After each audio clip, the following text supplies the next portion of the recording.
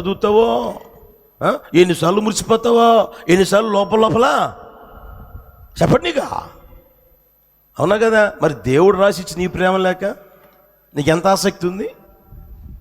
నీకోసం ప్రాణం పెట్టాడే, నీకోసం ఈ లోకానికి వచ్చి, మన కోసం ఈ లోకానికి వచ్చి, ఏమండి మనం పాపులమై ఉండగానే, మనం శత్రువులమై ఉండగానే, మనం ఏమండి ఆయనకు దూరస్తులమై ఉండగానే, నీకోసం నా కోసం ఈ లోకానికి వచ్చి ప్రాణం పెట్టి, ఏమండి ఆయన మన కోసం ఈ లేఖ రాస్తే ఎన్నిసార్లు చదువుతున్నాం, ఎంత ఆసక్తిగా చదువుతున్నాం, ఎంత ఆకలితో చదువుతున్నాం.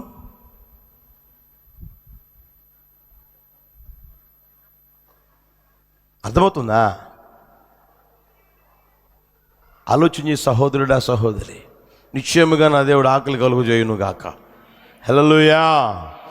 వాక్యం వినేదానికి నీకు ఒక ఆకలి ఉండగలగాలి. వాక్యం చదవాలి అనేది ఒక ఆకలి నీకు ఉండగలగాలి. నా ప్రభు నిశ్చయముగా కార్యము చేయును గాక. మీరు చూడండి, మొదటి అధ్యాయం తీయండి, కీర్తన మొదటి అధ్యాయం. దుష్టుల ఆలోచన చొప్పున నడవక, పాపుల మార్గమున నిలవక, అపహాసకులు కూర్చోడు చోటున కూర్చుండక, యెహోవా ధర్మశాస్త్రమందు దివారాత్రం ఆనందించుచు, దివారాత్రము దానిని ధ్యానించువాడు. ఎప్పుడంట? ఎప్పుడు? నచ్చినప్పుడా? సమస్య వచ్చింది, సమస్య వచ్చినప్పుడు ప్రభువా నాతో మాట్లాడు, నాతో మాట్లాడు, నాతో మాట్లాడు అని వాడు ఒక పుల్ల పెట్టి తీసాడంట. వాడు ఒక పుల్ల పెట్టి తీసాడంట. అర్థమవుతుందా? మనం చదువుకునేటప్పుడు మనకు నచ్చిన వాటి అండర్లైన్ చేసుకుంటాం కదా, తెలుసా తెలీదా? చేసుకుంటాం కదా. అప్పుడు యోధా ఉరి పెట్టుకొని చనిపోయాను అని కనపడిందంట వాడికి. దేవుడు ఇట్ట మాట్లాడు, దేవుడు ఇట్ట మాట్లాడని మరలా మూసేసిందంట. మూసేసి మరలా ప్రభువా నాతో మాట్లాడు, నాతో మాట్లాడు, నాతో మాట్లాడని మళ్ళీ తీస్తే నీవును అలాగే చేయమని వచ్చిందంట. అర్థమైందా? మూడోసారి తీద్దాం ముచ్చట కానీ మళ్ళా పుల్లబెట్టి మళ్ళా తీసాడంట. మళ్ళా తీస్తే నీవు చేయవలసి త్వరగా చేయము అన్నాడంట. అంటే ఇప్పుడు ఏం చేయాలి? వీడు చెప్పలేమండి. ఇప్పుడు చివరికి ఏం చేయాలి? వీడు పోయి ఉరి పెట్టుకొని యోధాలాగా అలా చదవ మాకండి. ఎప్పుడు నీ అవసరం కోసం బైబిల్ ఉపయోగించుకోమాక. దుఃఖం వచ్చిందా? దుఃఖం వచ్చినప్పుడే తీస్తే నీ దుఃఖ దినములు, అబ్బా నా దుఃఖ దినం సమాప్తం అయిపోతుంది, నా దుఃఖ దినం సమాప్తం అయిపోతుందంట అని ఎగిరినావు, మంచిదే కాదనట్లే. తెల్లారింది, సంతోషంగా ఉన్నావు. సంతోషంగా ఉన్నప్పుడు బైబిల్ తీస్తే ఇప్పుడేమొచ్చింది చెప్పండి? మరి అప్పుడు సంతోషంగా ఉంటున్నావా? జాగ్రత్త. బైబిల్ ఎప్పుడైనా వరుసగా నేర్చుకోండి. హల్లెలూయా. అర్థమైనా కాకపోయినా ఏమండి, నేను మీకు చెప్పే సలహా ఏంటంటే, నీకు అంత అర్థం కావాలని అవసరం లేదు. నీకు అర్థమైనా అర్థం కాకపోయి, ఇప్పుడు నేను ఉన్నాను, ఇంతకాలం సేవ చేస్తున్నా, ఈ రోజుకి నాకు ఏమీ తెలీదు. నిజం చెప్తున్నా, నాకు ఏమీ తెలీదు. ఎంత కూడా గోరు పెరుగుద్దే అంత కూడా తెలియదు నాకైతే. నా సంగతి, ఒకరి సంగతి నాకు అనవసరం. అర్థమవుతుందా? బైబిల్ అంతా నాకు తెలుసు అన్నా కూడా ఈడోడికి ఎప్పుడు ఉండడు. ఆ మధ్య ఎవరు అన్నారు, బైబిల్ అంతం చేయాలి అనుకుని 144 సార్లు చదివాడంట. ఆయన జీవితం అంతమైపోయిందంట. బైబిల్ని ఎవడు అంతము చెయ్యలేడు, వాడి వల్ల కాదు. నువ్వు తవ్వుతూ ఉండే కొద్దీ అది గని, నువ్వు ఎంత తవ్వుతూ ఉంటావో అంత దొరుకుతూనే ఉంటుంది. ఇంకా యేసయ్యకి మహిమ కలుగును గాక. హల్లెలూయా. అందుకని అక్కడ చూడండి, దివారాత్రం ఏం చేయాలంట? చెప్పండి గట్టిగా. ఆ మాట చూడండి. దుష్టుల ఆలోచన చొప్పున నడవక, నిలవక, కూర్చుండక, యెహోవా ధర్మశాస్త్రమునందు ఆనందించుచు. ధర్మశాస్త్రం అంటే ఏముండాలి నీ జీవితంలో? దేవుని వాక్యం అంటే ఏముండాలి? ముందు ఆనందం ఉండాలి. దేవుని వాక్యం అన్న వాక్యం చదవాలి అన్న ఏమండి ఆకలి ఎప్పుడైతే ఉంటుందో, ఇప్పుడు చూడండి, బిర్యానీ తినాలి అంటే తింటావా? బిర్యానీ ముందు పెట్టుకున్నామండి, మా అమ్మ బిర్యానీ తినమంటుంది, మా అమ్మ చికెన్ తినమంటుంది అంటావా? ఎట్లా వస్తావు అక్కడికి? నోరు తెరవండి. ఎక్కడికి ఎలా వస్తావు? దేవుని వాక్యం దగ్గరికి ఎట్లా వస్తావు? ఆనందంతో. అమ్మట చూడండి, అక్కడ యెహోవా ధర్మశాస్త్రమునందు ఆనందించుచు నువ్వేం చేయాలి? దివారాత్రము నీకు నచ్చినప్పుడు కాదు, దివారాత్రం ధ్యానించగలగాలి. అట్టి కృప ప్రభువు అనుగ్రహించునుగాక. హల్లెలూయా, హల్లెలూయా. నీ వ్యక్తిగత జీవితంలో ప్రియమైన వాళ్ళరా ఆ స్థితిలోనికి రావాలి. ఇప్పుడు దావీదు చూడండి, ఆ మాట చెప్పాడు, ఆ మాట అనుభవపూర్వకంగా చెప్పాడు, అది చేశాడా అని మనం ఆలోచన చేస్తే 119:48 చూడండి. 119, 148.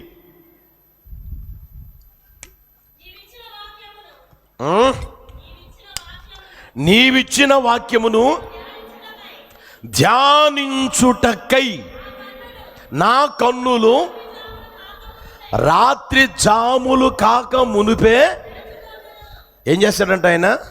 రాత్రి జాములు కాకముందే కళ్ళు తెరుచుకుని బైబిల్ తీసుకుని ముందు పెట్టుకొని చదువుతా ఉన్నాడంట. నీవిచ్చిన వాక్యమును నేను ధ్యానించుటకై. రాత్రికి జాములు 4, 6 నుంచి 9, 9 నుంచి 12, 12 నుంచి 3, 3 నుంచి 6. అర్థమవుతుందా? దేవుని వాక్యం ధ్యానించేదానికి ఆయన ఏం చేశాడు అంటే రాత్రి జాములు కాక మునిపే. మనం ఏం చేస్తాం? గట్టిగా చెప్పండి. శుభ్రంగా నిద్రపోయే 7 గంటలకో 8 గంటలకు లేచి, మొన్న ఎవరో చెప్తుంది, అన్న ఈ పిల్ల 8 గంటలకు లేస్తుందన్న అని. మొన్న ఎవరో చెప్పారు, ఆ తల్లి, మహాతల్లి, లేపి లేపి లేపి లేపి మాకు ఇసుకొస్తుంది, 8 గంటలకు లేస్తుందన్న. ఆ టైంలో లేచి ఇది 9 గంటలకు మళ్ళీ స్కూల్కి వెళ్ళాలి, స్కూల్కి కాలేజీకి వెళ్ళాలి. కొంచెం ఆలోచన చేయండి. ఆ టైంలో లేస్తే నువ్వు ప్రార్థన చేసుకునేది ఎప్పుడు? బైబిల్ చదివేది ఎప్పుడు? సరే, ఆ చదివింది కాస్త లోపల పెట్టుకొని ధ్యానించేది ఎప్పుడు? ఆ తర్వాత నీ పనులు చేసుకునేది ఎప్పుడు? ఆయన చూడండి, రాజ్యాన్ని పరిపాలన చేస్తున్న రాజా కదా, అవునా కదా? చిన్న చిన్న పని చేసే మనకే తీరికుండదు. అప్పుడప్పుడు అంటాం కదా, బిజీగా ఉన్నానన్నా. ఏంటంట? చెప్పండి గట్టిగా. బిజీ బిజీ అంటే అర్థం తెలిసినా? లోకస్తుల సంగతి నేను చెప్పట్లే. లోకస్తులు బిజీ బిజీ అంటూ ఉంటారు, నేను కాదనట్లే. దేవుని బిడ్డలు బిజీ బిజీ అనే మాట వాడకూడదు. దేవుని వాక్యం చదివావా అని నువ్వు ప్రశ్న వేసుకుంటే ఈరోజంతా బిజీగా ఉన్నానుగా అనకూడదు. ఎప్పుడు బిజీగా ఉన్నాను? తినడం మానేవా?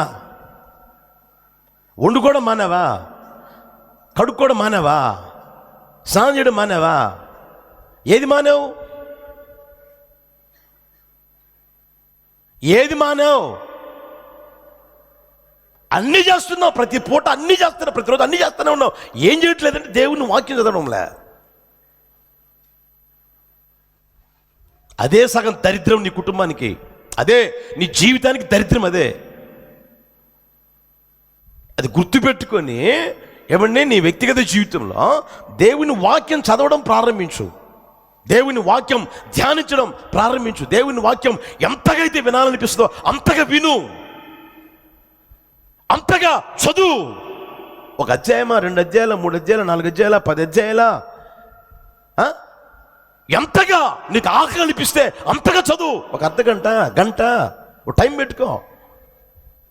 1 అర్ధగంట, గంట టైం పెట్టుకో. టైం పెట్టుకొని చదివి చూడు. హల్లెలూయా. ఆయన చూడండి, రాజ్యాన్ని పరిపాలన చేస్తున్న రాజే అయినప్పటికీ ఆయన ఏ టైంలో లేస్తున్నాడంట? రాత్రి జాములో కాక మునిపే. హల్లెలూయా. మనం నిద్రపోయేది ఆ టైమే. ఏ టైం చెప్పండి? ఆ జాముల్లోనే మనకి బాగా నిద్ర వస్తుంది. ఒకవేళ లేచినా ఇదే సంగతి, అవునా కదా? అందుకని నా మాటని కొంచెం లేయండి, ముందే కొంచెం లేచి అన్నీ కడుక్కొని శుభ్రంగా ఏమండి దేవుని దగ్గరికి వచ్చినప్పుడు ఎట్లా పోవాలి? ఒక ఎమ్మెల్యే దగ్గరికి పోయేటప్పుడు, ఒక ఎంపీ దగ్గరికి పోయేటప్పుడు, లేదా ఒక చీఫ్ మినిస్టర్ కలిసేదానికి పోయేటప్పుడు ఎలా పోతాం? జుట్టంతా ఎర్రబోసుకొని ఇక్కడి నుంచి ఇక్కడ గారి, ఇక్కడి నుంచి ఇక్కడ గారి, ఇక్కడి నుంచి ఇక్కడ గారి, ఇక్కడి నుంచి ఇక్కడ గారి, మొత్తం గారి. ఏమన్నా నేను ఎమ్మెల్యేని కలవడానికి వచ్చాను అని అప్పియతో చెప్పావు అనుకో, నీ మొహం చూసి ఏమంటాడు చెప్పరామండి? చీఫ్ మినిస్టర్ కలవడానికి వచ్చాను అన్నావు అనుకో, నీ మొహం చూసి ఏమంటారు? ఆ గేటు కూడా దాటనీరు. అవునా కదా? మరి దేవుడు ఎవరు? నీ ఇంట్లో పని మనిషా? నీ ఇంట్లో పని మనిషా? ఆయన ఎవరు? ఎమ్మెల్యేనా, ఎంపీనా, లేకపోతే చీఫ్ మినిస్టరా, ప్రైమ్ మినిస్టర్? ఎవరు ఆయన? దేవాతి. దేవాతి దేవుని దగ్గరికి నువ్వు వెళ్ళేటప్పుడు, దేవుని దగ్గర నువ్వు ఉండేటప్పుడు నీ జీవితం ఎలా ఉండాలి? నీ ముఖం ఎలా ఉండాలి? జుట్టంతా ఎరబోసుకుని దెయ్యంలాగా. ఇక్కడ ఇంత పుసి, ఇక్కడ ఇంత పుసి, తర్వాత ఇక్కడ ఇంత జల్లు కాల్చుకొని, ఆ తర్వాత పోయి సాత్రం సాత్రం ప్రభువా ప్రభువా ప్రభువా అంటే దేవుడు నీ మొహం చూస్తాడా? నా ఒపీనియన్ అండి, మీ ఒపీనియన్ నాకు అనవసరం. ఎవర్రా వచ్చిందే నా దగ్గరికి? వచ్చిందే ఎవర్రా మనిషే? దావీదు ఒక రాజుగారి దగ్గర వెర్రివాళ్ళలాగా ప్రవర్తిస్తే రే ఈ వెర్రివాడిని ఎవరు నా దగ్గరికి తీసుకొచ్చిందే, పంపించండి అని చెప్పి పంపించేశాడు. అవునా కదా? కొంచెం ఆలోచించండి ప్రియమైన వాళ్ళరా. హల్లెలూయా హల్లెలూయా. రాత్రి జాములు కాక మునిపే లేచి నువ్వేం చేయాలి అంటే, నిన్ను చక్కబెట్టుకొని బైబిల్ తీసుకుని ఏం చేయాలి? చదువుతా ఉండు. హల్లెలూయా. ఒకరోజు కాదు, 2 రోజులు కాదు, 3 రోజులు కాదు, 4 రోజులు కాదు. బైబిల్లో ఒక వాక్యాన్ని మీకు చూపిస్తాను చూడండి. 17:9 చూడండి. ద్వితీయోపదేశకాండం 17:18. ద్వితీయోపదేశకాండం 17:18.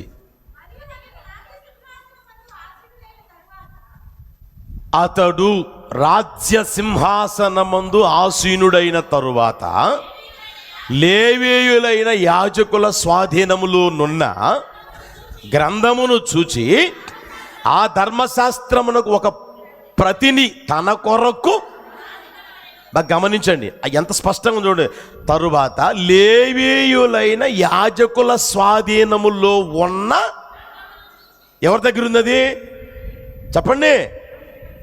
యాజకులుగా ఉన్న లేవీయుల దగ్గర ఉంది. దేవుడిచ్చిన ధర్మశాస్త్రం వాళ్ళ దగ్గర ఉంది. రాజ్యాన్ని పరిపాలించిన రాజుగా తీర్చిదిద్దబడిన తర్వాత, ఎన్నుకున్న తర్వాత అతగాడు ఏం చేయాలంటే, మొట్టమొదట ఆ ధర్మశాస్త్రాన్ని తీసుకొచ్చుకొని తన కోసం రాయించుకోవాలంట. ఆ రోజుల్లో లేదు కాబట్టి తన కోసం ఒకటి రాయించుకొని తన దగ్గర ఉంచుకోవాలి. చూడండి అక్కడ, తన దగ్గర, అది అతని యొద్ద ఉండవలను, తన దగ్గరే ఉండవలను. అర్థమవుతుందా? అది తన దగ్గర ఉంచుకొని తర్వాత చూడండి, రాజ్యమందు తానును తన కుమారులను ఇశ్రాయేలు మధ్యలో దీర్ఘాయుష్మంతులై తాను తన సహోదరుల మీద గర్వించి ఈ ధర్మమును విడిచిపెట్టి కుడికి కానీ ఎడమకు కానీ తాను తొలగక ఉండునట్టు తన దేవుడని యెహోవాకు భయపడి ఈ ధర్మశాస్త్ర వాక్యములను, ఈ కట్టడలను అనుసరించి నడవ నేర్చుకొనుటకు అతడు ఎన్ని రోజులు చదవాలి? గట్టిగా చెప్పాలి. ఎన్ని రోజులు చదవాలి? బ్రతుకు దినములన్నిటను చదువుతా ఉండాలంట. యేసయ్యకి మహిమ కలుగునుగాక. బ్రతుకు దినములన్నిట చదువుతా ఉండాలంటే ప్రియమైన వాళ్ళరా, ఆ అనుభూతిని నా దేవుడు ఒక్కొక్కరికి దయచేయునుగాక. హల్లెలూయా. దేవుని వాక్యం మీద నీకు ఆశ ఉంటే, ఆకలి అనేది ఉంటే ప్రియమైన వాళ్ళరా, నిశ్చయముగా నువ్వేం చేస్తావు అంటే తప్పకుండా బైబిల్ చదువుతావు. ఆకలి అనేది ఉండాలి. ఆకలి లేకపోతే పొరపాటు కూడా చదవు. ఏదో నీకు ఇష్టం వచ్చినప్పుడు, నీకేదో తీరిక ఉన్నప్పుడు, నీకేదో పని బాట లేకపోతే ఏమన్నా టైం పాస్ కాలేదు కదా అని అప్పుడు ముందు పెట్టుకోవడం కాదు అవసరమైంది. ప్రతి దినం చదువుతా ఉంటావు, క్రమం తప్పకుండా చదువుతా ఉంటావు దేవుని మాటలు, దేవుని వాక్యాన్ని. హల్లెలూయా, హల్లెలూయా. నువ్వు ఎంతగైతే నువ్వు చదువుతూ ఉంటావో అక్కడ చూడండి ప్రియమైన వాళ్ళరా, నువ్వు దీర్ఘాయుష్మంతుడు వగుదువుగాక. దీర్ఘాయుష్ అంటే నా మాట ఏంటి, ఎక్కువ కాలం బతకాలనుకుంటే ఆ పని చేయండి. హల్లెలూయా, హల్లెలూయా. ఎక్కువ కాలం బతకాలనుకుంటే దేవుని వాక్యం చదవండి. అదే మీకు మందు, అదే నీకు టానికు. పొయ్యేవాడు కూడా లేచి కూర్చుంటాడు యేసు నామములో. హల్లెలూయా, హల్లెలూయా. తర్వాత చూడండి, తన సహోదరుని మీద, అక్కడ గమనించండి, దీర్ఘాయుష్మంతుడొకటకై. తర్వాత అంటే గర్వం అనేది రాకుండా ఉంటుంది. గర్వం అనేది రాకుండా ఉంటుంది మనిషికి. ఏమంటే గర్వం అనేది రాకుండా ఉంటుంది. తర్వాత చూడండి, విడిచిపెట్టి కుడికి కానీ ఎడమకు కానీ తొలగకుండా ఉంటారు. కుడికి కానీ ఎడమకు కానీ తొలగకుండా ఉంటారు. బైబిల్ చదువుతాను ఉంటే ప్రియమైన వాళ్ళరా, కుడికి కానీ ఎడమకు కానీ తొలగవు. అక్రమ సంబంధాలు పడవు, అన్యాయమైన పనులు చేయవు, దుర్మార్గంగా బ్రతికే దానికి తెగించావు. అర్థమవుతుందా? నోటికొచ్చిగా మాట్లాడడానికి నోరు రాదు, అబద్ధాలు మాట్లాడడానికి నోరు రాదు. అర్థమవుతుందా? చదువుతా ఉంటే కుడికి కానీ చెప్పండి ఎడమకు కానీ తొలగనీదు. రాత్రే ఒక సోదరుడు వచ్చాడు, అన్న మా అమ్మ నాన్న మంచి సంబంధం, మంచి సంబంధం. లైవ్ లేకపోతే చెప్పేవాడిని. హల్లెలూయా. మంచి సంబంధం, మంచి సంబంధం అని చెప్పి చూసేశారన్న. మంచిదే కదా అన్న. ఏమైంది ఇప్పుడు, ఏమైంది అన్న మొదటంతా బాగానే ఉందన్న, ఇక్కడ ఉన్నప్పుడు కూడా బాగానే ఉందన్న. ఉద్యోగం కోసమని వేరే ఊరు పోయామన్నా. ఆడికి పోయిన తర్వాత ఇక్కడ ఎవరు లేరు కదా అని మా ఫ్రెండ్స్ని పరిచయం చేశానన్నా. ఫ్రెండ్స్ని పరిచయం చేశారంట ప్రియమైన వాళ్ళరా. ఆ తర్వాత ఏనేమో డ్యూటీల మీద అటుపోతే ఈ మనిషి ఉందే, ఈ మనిషి ఎవరు కాపాడుతారు, ఎవరు కాపాడుతారు? ఇప్పుడు నేనున్నాను, నన్ను మీరు కాపాడగలరా? మీరు నన్ను కాపాడతారా? నేను మిమ్మల్ని కాపాడుతాను, మీరు నన్ను కాపాడతారా? ఎవరిని కాపాడలేరు, ఎవరెవరిని కాపాడలేరు. నేనున్నాను, నన్ను నేను కాపాడుకోవాలి, మిమ్మల్ని మీరు కాపాడుకోవాలి. ఆ తర్వాత దేవుని కాపుదల వస్తుంది. అర్థమవుతుందా? ఇప్పుడు భర్త అటు పోయిన తర్వాత భార్యని ఎవరు కాపాడతారు?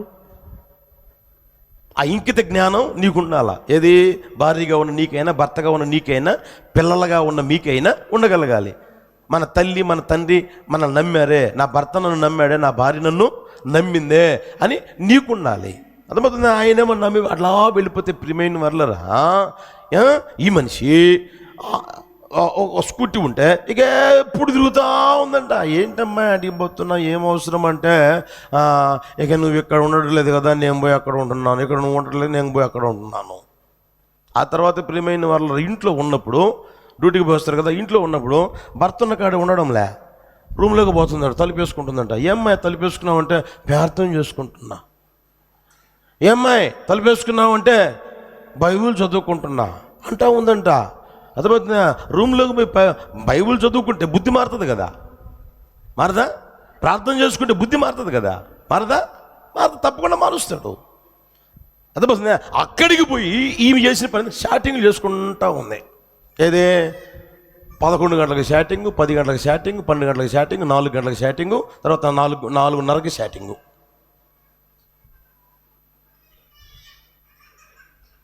కొంచెం ఆలోచన చేయండి, దండం పెడతాం. మీ జీవితాలు బాగుపడును గాక. హల్లెలూయా, హల్లెలూయా. పెళ్ళయింది, దేవుడు మంచి భార్యనిచ్చాడు, మంచి భర్తనిచ్చాడు.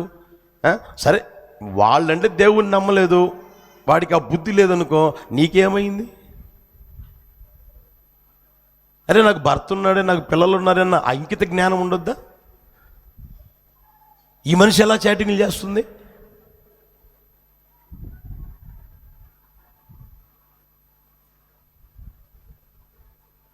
ఒకరితో కాదు, ఇద్దరితో జీవితాలు ఎంత సర్వనాశనం చేసుకుంటారో చూడండి ప్రియమైన వాళ్ళ.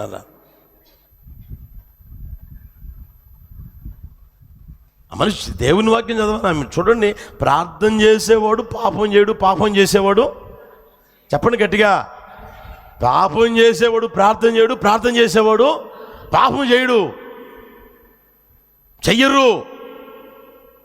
తలుపేసుకుంటే షాటింగ్ల మీద ఉంటామేమో, నాకేం తెలుసు, మీకే తెలియాలా? అవునా కదా? దానికోసమా సెల్ ఫోన్ వచ్చింది? దానికోసమా సెల్ ఫోన్ నీకు? దండం పెడతా ఉన్నా, వాక్యం చదువుదురుగాక. హల్లెలూయా. అరే దాని మీద ఉన్న ఆకలి అంత ఆకలే. షాటింగ్ చేద్దాం, మాట్లాడదాం అన్న అంత ఆకలే. మరి మాట్లాడవచ్చుగా, దేవునితో మాట్లాడవచ్చుగా. హల్లెలూయా. వాక్యం చదవచ్చు కదా, దేవుని వాక్యం చదువుకోవచ్చు కదా.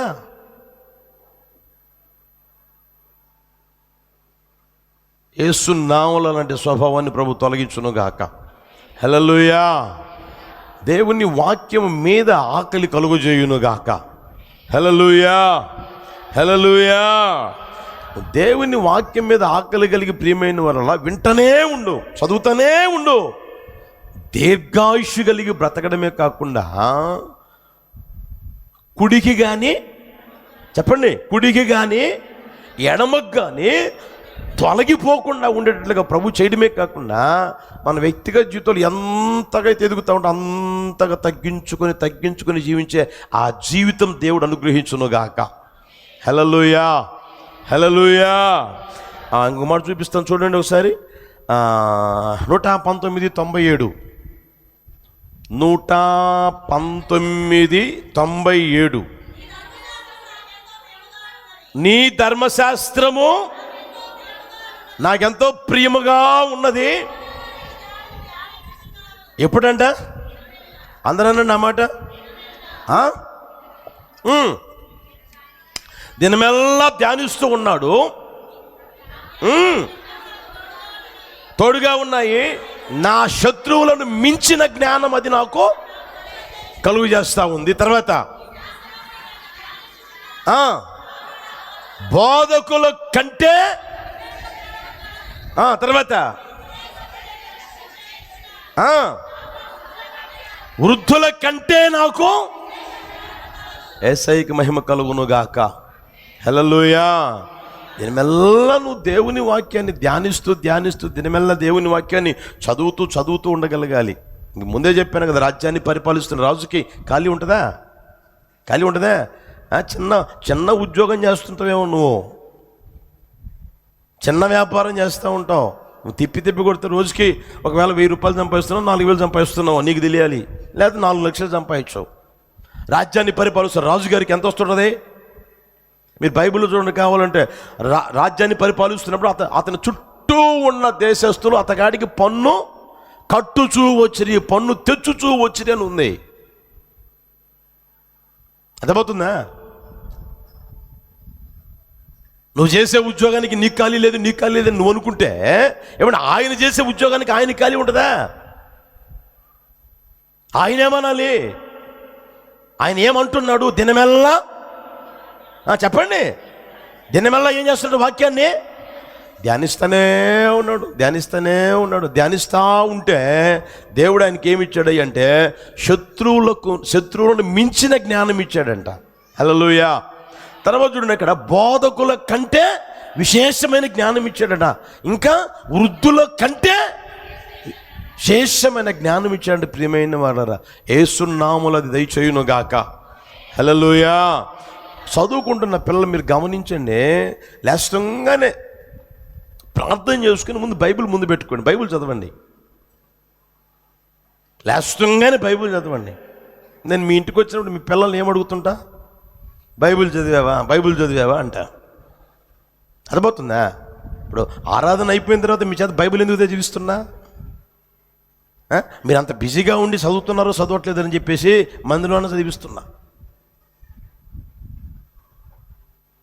ఎప్పుడు అనమాకండి బిజీ అనమాకండి. మీరు పొరపాటు కూడా అనమాకండి. బిజీ అంటే అర్థమేం తెలిసిన, బరీడ్ అండర్ సాటాన్స్ యోక్. మీరు ఇంకా ఆలోచన చేసుకోండి. తెలుగు కావాలా? సాతాను కాడి క్రింద ఉంచబడిన ప్రజలు, సాతాను కాడి క్రింద ఉన్నవారు. బిజీ అంటే అర్థం మనకు అవసరమైంది. అర్థమవుతుందా? ఎప్పుడు అన్నమాకండి బిజీగా ఉండి చదవలేకపోయానన్నా, బిజీగా ఉండి ఈరోజు పేదను కూడా నీకంత బిజీ ఏంది నాకు అర్థం కాలేదు. నీ ఏం బిజీ? సరే బిజీగా ఉంది, ఒక అర్ధగంట ముందు లే అనిపించింది అనుకో. ఒకవేళ ఈరోజంతా కష్టం, అక్కడికి పోవాలి, ఇక్కడ పోవాలి ముందుగా ప్రోగ్రామ్ చేసుకున్నాం అనుకో, కష్టం ఒక అర్ధగంట ముందు లే, అదే ఒక గంట ముందు లే. అవునా కదా? ఆ దినం ఇచ్చిన దేవుని కంటే నీకు ముఖ్యమా? ఆ రోజు ఇచ్చిన దేవుని కంటే నీకు ముఖ్యమా? జీవం ఇచ్చిన దేవుని కంటే నీకు ముఖ్యమా?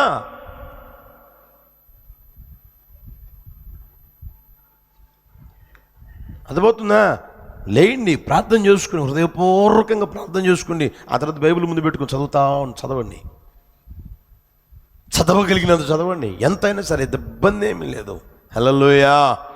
ఆ మధ్య మీకు ఒకసారి చెప్పాను అనుకుంటా, కరోనా టైంలో ఖాళీగా ఉన్నాం కదా, 36 రోజుల్లో చదివా. అంటే గొప్పతనం అని నేను చెప్పడంలే, అసలు ఇంకేం చేయాలా, ఏం చేసేది లేదు, కూర్చున్నాను. అంత పెడితే తినడం, చదువుకుంటా ఉండమే. హల్లెలూయా. ఆ రోజుల్లోనే ఏమంటే స్తోత్ర ప్రార్థన కానీ రాసి పెట్టాను, కానీ మీకు పంపిద్దాం అనుకున్నా, పంపించలా. అట్లన్నా స్తోత్ర ప్రార్థన చేస్తారేమోనని, దేవుని స్తుతిస్తారేమోనని, మీకు ఖాళీ దొరికినప్పుడు అంతా అయ్యన్న చదివి స్తోత్రం చెప్తారేమోనని రాసిపెట్టి, ఒక 1000 రాసిపెట్టా. పంపలా, మీకు పంపుదాం అనుకున్నాను కానీ పంపలా. అర్థమవుతుందా? సమయం ఉందా? ఖాళీగా ఉండమాకండి, ఎప్పుడు ఖాళీగా ఉండమాకండి. ఏం చేస్తున్నా? ఖాళీగా ఉన్నా. ఖాళీగా ఉంటే ఎవడు వస్తాడు? ఇప్పుడు చెప్పండి, ఎవడు వచ్చాడు, ఎవడు వస్తాడు? ఇల్లు ఊడిశారు, ఖాళీగా పెట్టుందంట, ఎవడు వచ్చాడు? చెప్పొచ్చుగా. ఎవరు వచ్చాడు? వదిలిపోయిన దెయ్యం వచ్చింది. దెయ్యం కాదు, ఏ దెయ్యం? చెప్పొచ్చుగా. నిన్ను వదిలిపోయిన దెయ్యం ఉంది, అది వచ్చింది. అది వచ్చి చూసింది, బ్రహ్మాండంగా ఉందిరా, సూపర్గా ఉందిరా, బ్రహ్మాండంగా ఇల్లు ఊడ్చి అమర్చి పెట్టినట్టు చూసిందంట. చూసి ఇది మళ్ళీ ఏం చేసింది? దానికంటే చెప్పండి, మరి చెడ్డమైన మంచివి కాదు, దానికంటే మరి చెడ్డమైన 7 దెయ్యాలు తీసుకొచ్చింది. ఇప్పుడు మొత్తం ఎన్ని? ఆల్రెడీ ఇప్పుడు కాపురం చేసేది 8. ముందు ఒకటే, ఇప్పుడు 8 అయినాయి. పరిస్థితి ఎటువంటి ఆలోచన చేయండి. ఒక దెయ్యంతోనే ఏగలేకపోతే 8 దెయ్యాలు అయితే పరిస్థితి ఉంటుంది. కనుక నా మాటను దండం పెడతా. హల్లెలూయా. ఖాళీగా ఉండమాకండి, ఇప్పుడు ఖాళీగా ఉండమాకండి. బైబిల్ చదవండి, లేకపోతే ప్రార్థన చేసుకోండి. హల్లెలూయా. ఇంకొక మాట చెప్పి ముగిస్తాను చూడండి. దేని కొరకు ఆకలి ఉండాలయ్యా అంటే చెప్పండి. మొదటిది దేవుని కొరకు, యేసయ్య కొరకు, నీతి కొరకు ఆకలి దప్పులు ఉండాలి. రెండవది దేవుని వాక్యము కొరకు ఆకలి దప్పులు ఉండాలి. దేవుని వాక్యము కొరకు. బైబిల్ చేతిలో పట్టుకోపోలేకపోతే సెల్ ఫోన్లో వచ్చింది కదా బైబిల్. ఏమండి, బైక్లో పోయేటప్పుడు చదవలేవు అనుకో, చదవమాకండి, మూతిపళ్ళు రాలుతాయి. మళ్ళా బస్సులో పోతున్నావా చదువు, కారులో పోతున్నావా చదువు, ట్రైన్లో పోతున్నావా చదువు. తప్పేంటి? నేను ఎవడన్నా అంటాడా? ఏదో చూసుకుంటూ ఉంటా. ఏదో షేర్ మార్కెట్లో లక్షలు పెట్టినట్టు, కోట్లు వచ్చినట్టు, ఆ తర్వాత అది అంతా ఏం చేయాలి, 1 కోటి వచ్చింది ఏం చేయాలా, 4 కోట్లు వచ్చింది ఏం చేయాలా అన్నట్టు చూస్తూ ఉంటాడు. ఏదో పెద్ద వీడు ఇదే చంద్రమండలం మీదకి పోయేటట్టు ప్లాన్ చేస్తున్నట్టు. చివరికి ఏమీ ఉండదు ఆడ.